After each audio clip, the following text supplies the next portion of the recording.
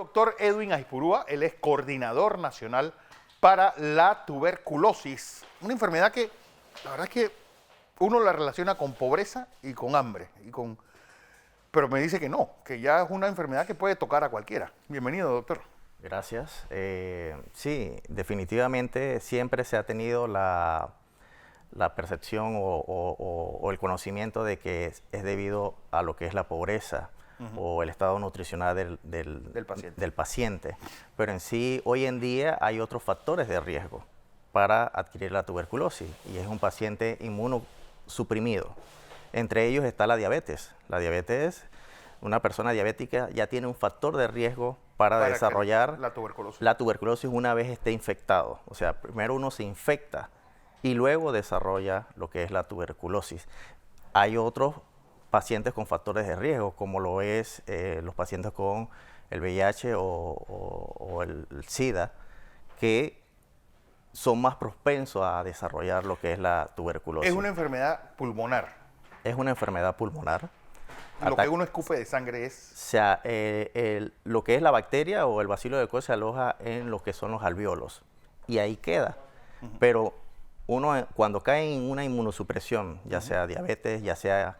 Hay pacientes con insuficiencia renal que desarrollan también tuberculosis, pacientes VIH, se puede diseminar a otros órganos, digamos, por ejemplo, hígado, por ejemplo, vaso, eso se le llama tuberculosis extrapulmonar, o sea, hay un foco fuera del pulmón. También está la tuberculosis meningia, que ataca sobre todo a los niños, por eso es que se vacuna, se le dice a los niños pequeños que a recién nacidos que se vacunen, y es para prevenir las formas graves de tuberculosis en los niños. ¿Por qué antes esta era una enfermedad que hablábamos iniciando, que por ejemplo el hospital Nicolás Solano era un hospital para tuberculosos? Es decir, ¿por qué se les aislaba de la población y ahora no? Ahora pareciera que ya es más controlable las personas que lo padecen. Definitivamente hay que cambiar lo que es el tratamiento de la tuberculosis. El tratamiento de la tuberculosis se tiene que diagnosticar a nivel primario, a nivel de centro de salud o policlínica. ¿Puede tratarse desde ahí? Desde ahí debe tratarse y debe diagnosticar. No inmediatamente ir a un hospital. No ir a un hospital. Pones en riesgo a otro personal, ya sea el personal de salud, en este caso los médicos que hemos tenido con un desarrollo de tuberculosis, y cualquier otro personal, enfermería, técnico en enfermería, hasta el barrendero que pasa por ahí por lo que es el hospital. O sea, todo el personal de salud puede ser afectado debido a una tuberculosis si no se siguen también las medidas de bioseguridad, ¿verdad? Con estos pacientes. El paciente con tuberculosis debe ser hospitalizado si está inestable, o sea, que puede tener una tuberculosis avanzada. La tuberculosis es una enfermedad de desarrollo lento. Entonces, que muchas veces se confunde con una neumonía o un resfriado. O una bronquitis. Entonces, por eso es muy importante los síntomas. Sí. Todos mayor de 15 días debe hacérsele un examen por tuberculosis. Eso se le llama sintomático respiratorio. Hay otros síntomas accesorios, o como se dice, que forman el cuadro, que es fiebre, sudoración nocturna, pérdida de peso, pero el principal es la tos y es también el principal para lo que es el contagio. El contagio es por la vía aérea, por los estornudos, por la saliva. Es muy contagio. El bacilo introduce por lo que es el sistema respiratorio y pueden suceder dos cosas. O que el sistema inmunológico sea lo suficientemente robusto o fuerte y no te infectas. Y lo otro es que sí te infectes, pero se aloja en lo que es el alvéolo y queda ahí, latente. Eso se llama infección latente por tuberculosis. O sea, pueden pasar toda una vida y tú no desarrollas tuberculosis porque tu sistema inmunológico está bien. Pero una vez caes en alguna enfermedad, por ejemplo, diabetes o insuficiencia renal o VIH, o sea, se desarrolla la enfermedad y hay algunos otros factores que pueden ocasionar, hay relaciones del estrés que también se pudiera desarrollar la tuberculosis, ¿no? Una vez estar infectado. Ok, 1.300 casos aproximadamente es la constante que hay al año. ¿O ha habido un disparo de casos? Desde el año 2017 nosotros hemos ido disminuyendo los casos. Nosotros comenzamos en el 2016 más o menos con 1.900 y tanto de casos. Es decir, han Pero- reducido considerablemente. Pero el MINSA ha montado lo que es una estrategia de introducción de nuevos equipos de detección molecular de lo que es la tuberculosis. Estamos en una nueva era de diagnóstico de tuberculosis y también de pruebas de sensibilidad a drogas, tanto de primera línea como de segunda línea, que le realizamos en el Instituto Gorgas.